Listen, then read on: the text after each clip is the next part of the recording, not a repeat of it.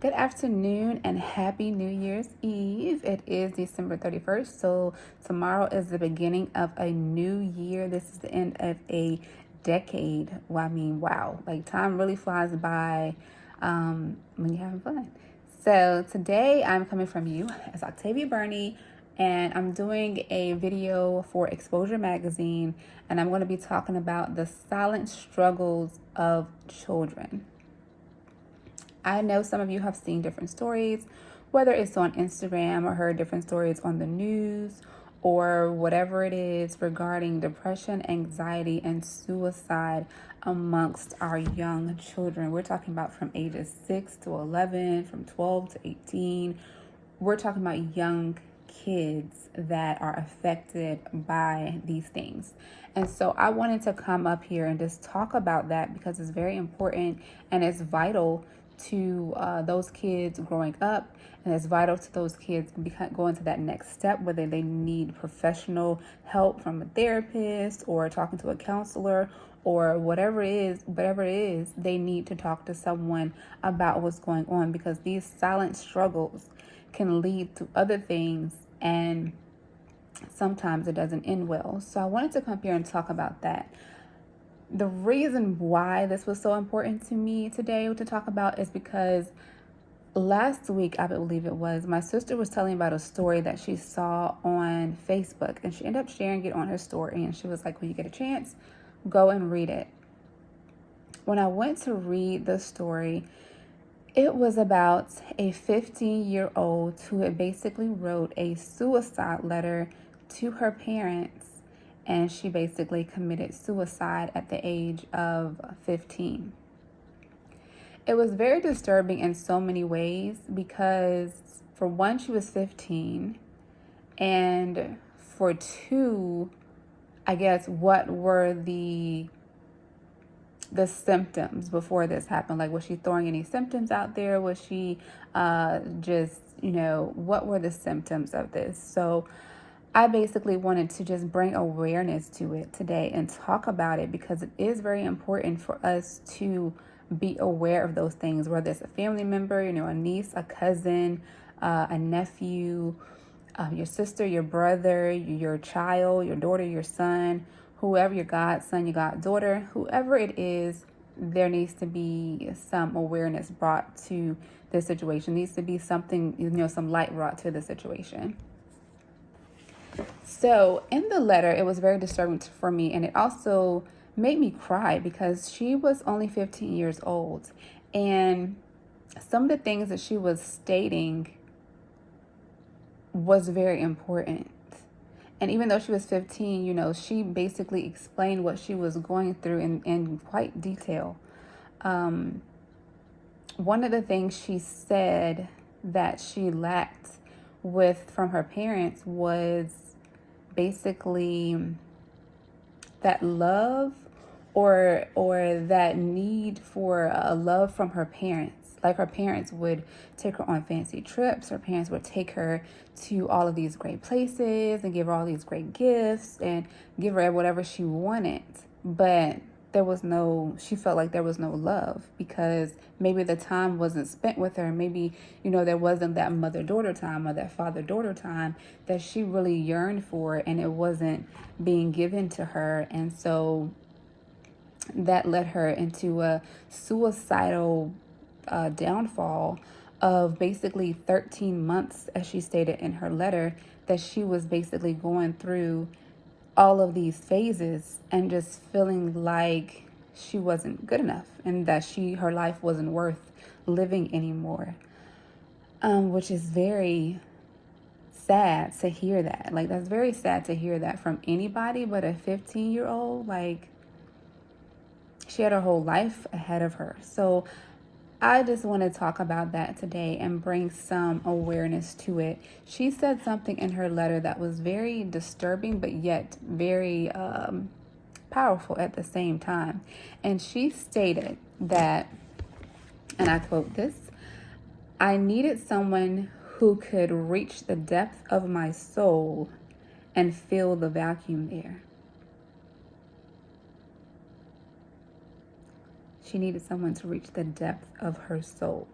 she was yearning for someone to love her the way that she wanted to be loved. She was yearning for someone to spend that time with her, to talk to her, to be around her, to, have those moments with her. And she wasn't getting that. And so she felt like that's no excuse to take your life. First of all, let me just say that there's no excuse to take your life. If you feel that way, you need to, and it may be difficult to talk to your parents, it may be difficult to talk to that relative, but you need to talk to someone about that before those suicidal thoughts get to a point where it's no longer a thought, but now you're putting it into action.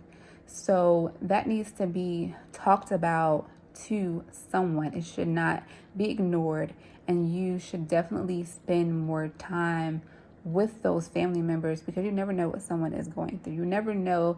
Things are so different, yet they're the same. Like back in the day when I was in school, like things are now so different, but it's very similar.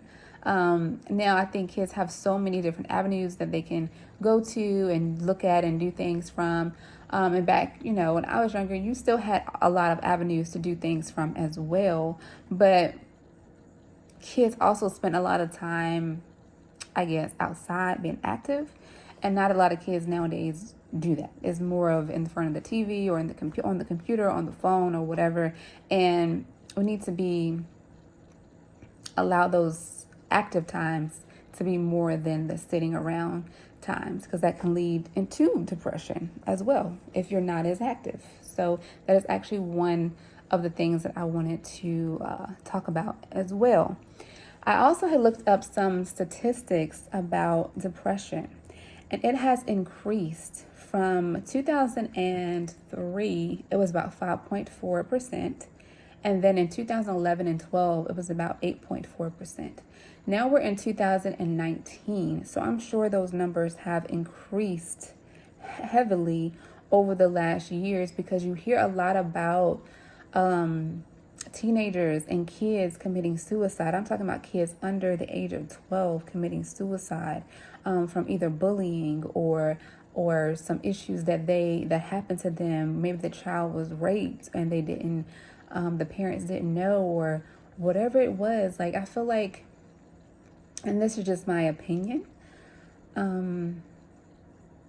if you see a family member that doesn't seem the same, or you see your child, or you see,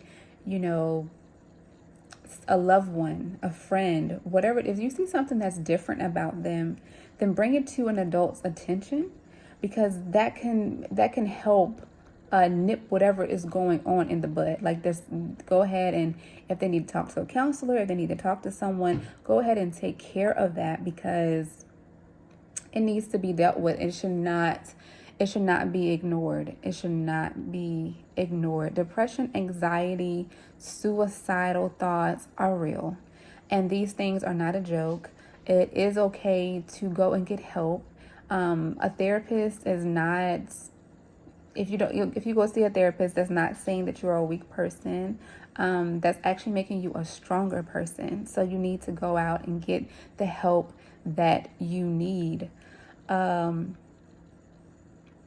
Something else that she said in the letter that I wanted to talk about, and that is making sure that you know who is around your child at all times. Even if you know them, you may not know them, because a relative can be one way with you and one way with that other person. And she mentioned in the letter, and it just really breaks my heart when I read this letter. Like, I actually did cry, because I was really like, oh my God, I can't believe this. But she was yearning for that love and that companionship from her, her mother and her father. She was getting that from her brother, her younger brother, but she was wanting that from her mother and her father. And they allowed a relative to move in with them, which was the mother's brother, which was that child's uncle. The uncle, in the letter, she states that he made it seem as if he understood what she was going through. And because he understood, quote unquote, what she was going through, he eased his way into her bed. And She stated in her letter that this uncle raped her for 3 years. Because that's, I guess, how long he lived with them. And she was already going through, I guess, her own issues.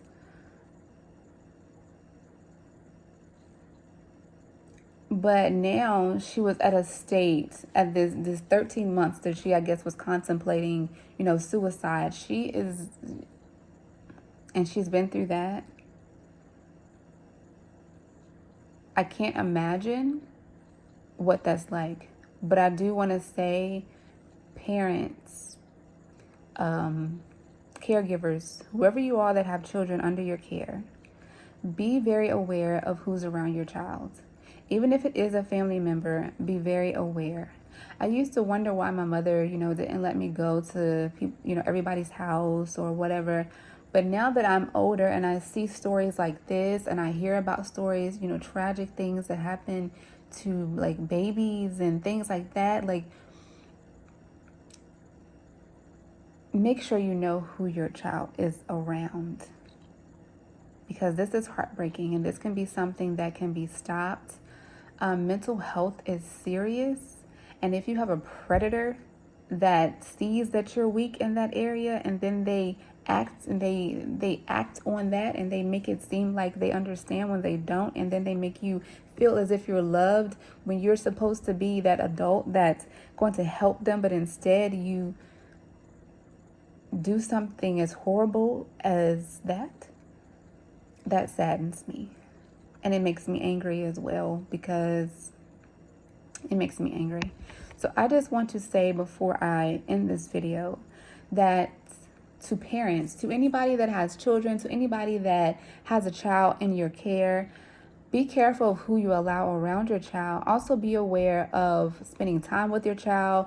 Gifts and trips and everything is great, but if you don't spend that one-on-one time with your child, if you don't sit down and talk to them about what's going on in their life, if you don't sit down and talk to them about how they're feeling, what's going on in school, why your grades slipping, do you need help with your homework? If you're not sitting and talking with them daily, I understand that everybody's busy and people have things going on, and I understand all of that. But if you have kids, please take the time to talk to them, listen to them, understand what's going on, especially now after the holidays. Some kids may haven't received gifts. They may slip into a depression. They may slip into suicidal thoughts. You never know what someone is going through. And that's why I wanted to come up here and talk about that today, because it is vital and it is important that we as adults understand and look at, if we see a child that's acting different, or we see a child that used to be happy and bubbly and now they're looking sad and depressed, to act on that. Hey, what's going on? What's wrong? Is everything okay? And if, let the parents know, hey, something going on with such and such, they seem different or whatever. These topics and these things need to be discussed.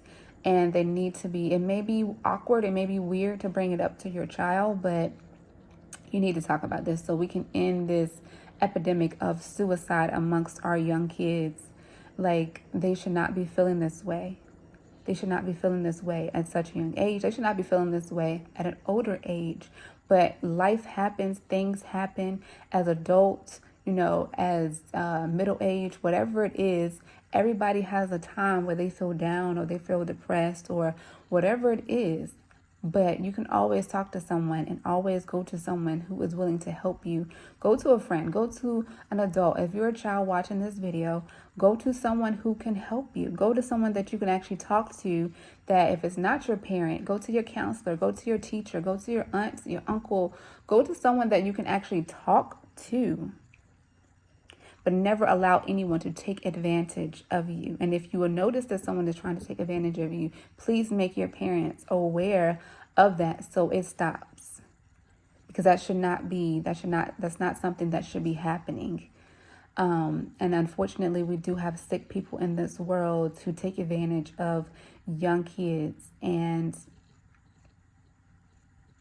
it's sad and it's unfortunate, but I'm praying for these kids that's coming up nowadays, because it seems like so many things are trying to attack them. But I'm going to end this video and just say the silent struggles of children are real. Please be aware of that. Please talk to your children. Please spend time with your kids. Hug them, love them, kiss them. Let them know that you care about them. And if you notice anything different with them, please, if they don't want to talk to you, take them to a therapist, take them to a child's therapist, take them to somebody that they can talk to that's not necessarily a family member. Sometimes it's harder to talk to a family member than it is to talk to a stranger because that person doesn't know you personally. So this is the end of my video.